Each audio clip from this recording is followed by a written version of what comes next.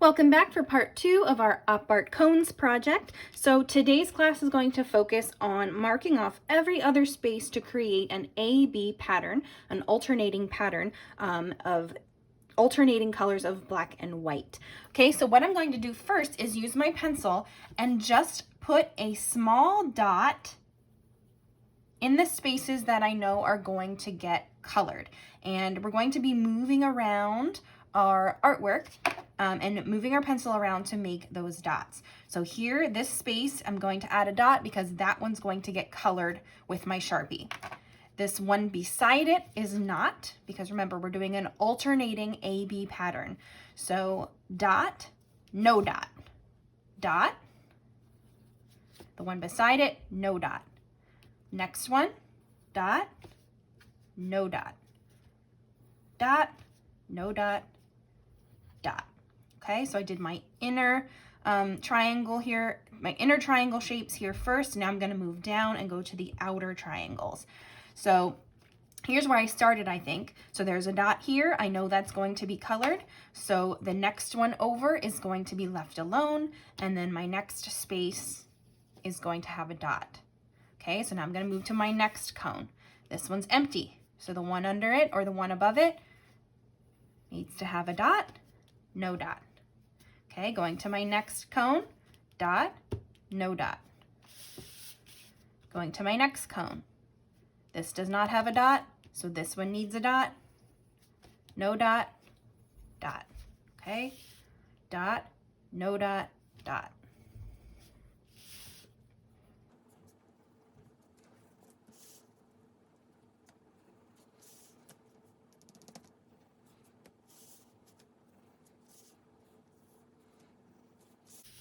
Okay, now I'm back where I started. Okay, so from here, what I'd like you to do is once again, show it to me so that I can double check your dots and make sure that you don't have any dots that are beside each other, because what that's going to do is if you have dots that are right next to each other or right on top of each other, that means those two spaces are going to end up being colored black and your A-B pattern is going to get thrown off. Okay, so just show it to me and I'll give you the go-ahead to start coloring in, or I'll give you some corrections. All right, so I'm going to start coloring in my dots with my Sharpie now. And I'm going to use lawnmower lines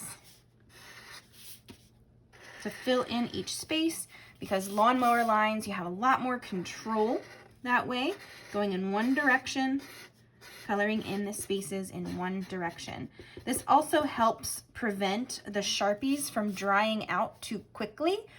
If you cover up the same area back and forth really fast with your Sharpie, you end up going over the same areas over and over and over again, and it kind of wastes the Sharpie ink. So try coloring in lawnmower lines, coloring in rows in one direction to fill in the space. Okay, so I'm going to do this in fast forward and time lapse just to speed things up a little bit, and I'll be back in a minute.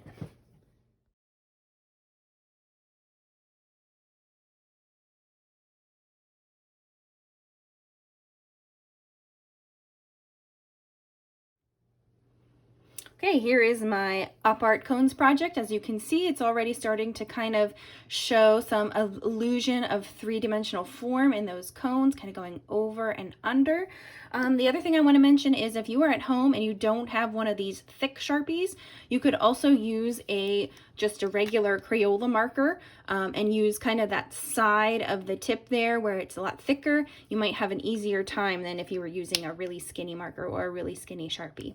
Okay, so what I'm going to do now is just show you really quickly the final step, and that's just to add some finishing touches of value to the work to further bring out some of those three-dimensional forms, because form happens when we add a shadow and a highlight. It just really brings out that three-dimensional illusion that we're going for here. All you're going to need for this part is a white crayon and a black crayon. Okay, so what I'm going to do first is use my black crayon to kind of run that color lightly along the straight lines, the edges of the cones, to kind of bring out a little bit of a shadow. Now, these shadows and highlights are going to be subtle. That means they're not going to be very noticeable, but they are going to add just enough of a shadow and just enough of a highlight to really bring out that three-dimensional form.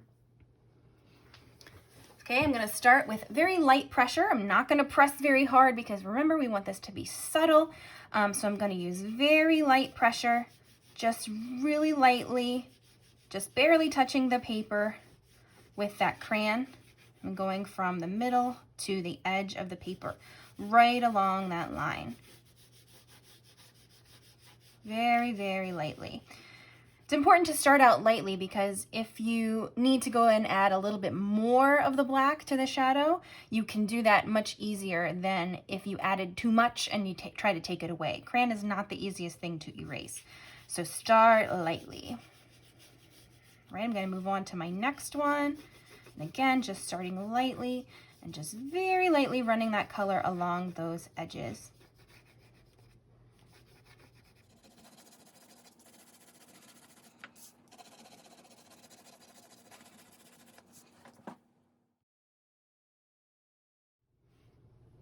All right, I've got my shadows on, so now it's time to go ahead and take that white crayon and add a highlight.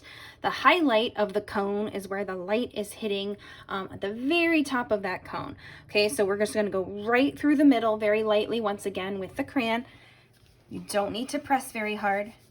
You just want it to get enough so that it is just subtly showing a highlight right through the middle of that cone. Okay, so I'm going to go over it one more time and then move on to my next cone.